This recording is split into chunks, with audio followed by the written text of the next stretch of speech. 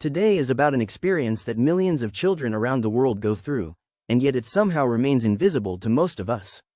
We are talking about the internal and external struggles children face when they arrive in a new country. But, and this is very important, we are also talking about their incredible strength in still finding their way. Just imagine this for a moment. There is a child full of hope, maybe a little excited and scared, arriving in a completely new world. And the very first thing it feels is mistrust, rejection.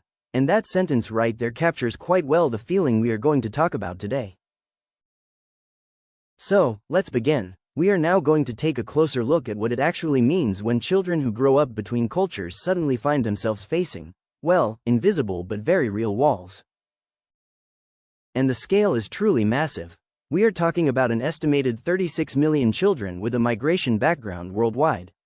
36 million. To really grasp that, this is not a small fringe group. This is an entire generation, and their experiences shape our societies, whether we want to see it or not. Okay, let's move away from the big numbers and look at everyday life. Because it is exactly there, in these small daily interactions, that these invisible walls often become painfully real. Let's start with an example from South Korea. Research there shows very clearly how children experience open, direct violence. And not somewhere far away, but right in the classroom, on the schoolyard, right in the middle of their everyday lives. And when you look at this, it is simply brutal. A student is called a monkey just because her mother is from the Philippines. Other children are laughed at because of their accent or because of grammar mistakes. And honestly, these are not harmless teasing moments, as one might think. No, these are targeted attacks on identity, on what makes a child who they are. Now let's jump to a completely different place, the border between the United States and Mexico. Here, the violence is often much more subtle, but not any less hurtful. It is more like a psychological burden that these children carry with them every single day. Many families who regularly cross the border have a ritual that researchers call the talk.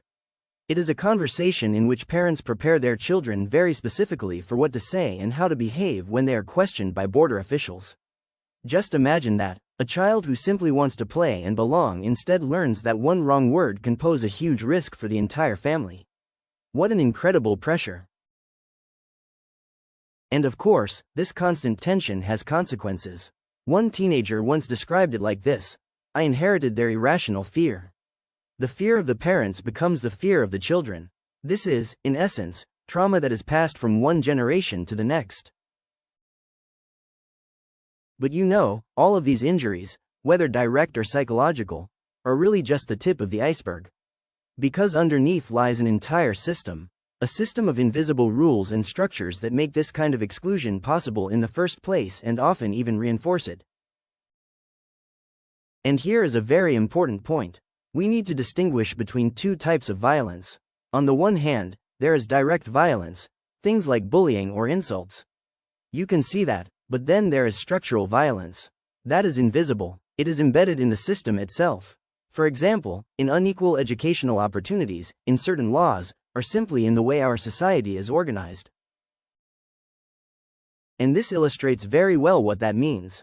Structural violence can mean that a child struggles in school simply because there is no proper language support.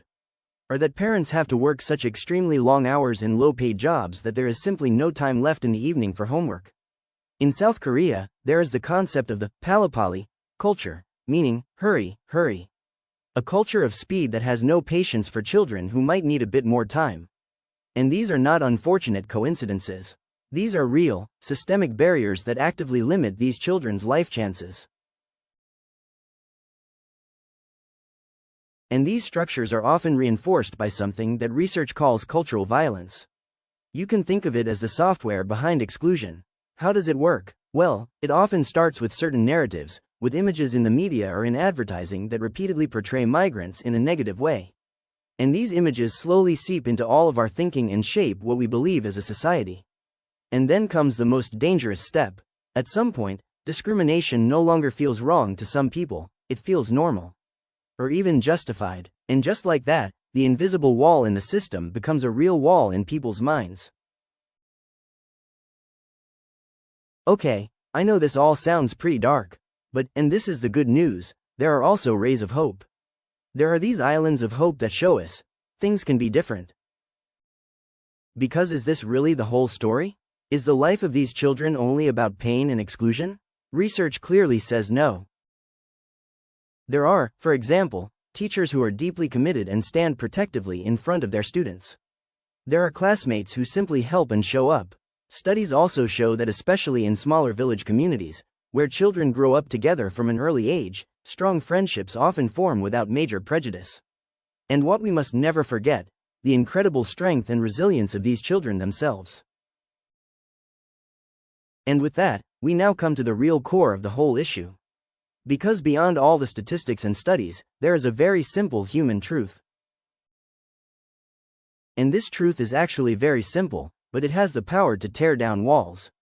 It is this: every single child in this world, no matter where they come from or where they live, deserves exactly three things: safety, to grow up without fear; respect, for who they are; and the opportunity to reach their full potential. And with that, we come to the end of our short analysis. But with a question that really concerns all of us. What can we do, in our everyday lives, in our neighborhoods, in our society, to help tear down these invisible walls step by step? Think about it. Thank you for listening. Today, we discussed a work by Loretta Bass from 2025. If you have questions or topic suggestions, feel free to reach out at YouTube at EmpowerMIgra.com. EmpowerMIgra, understanding begins with listening.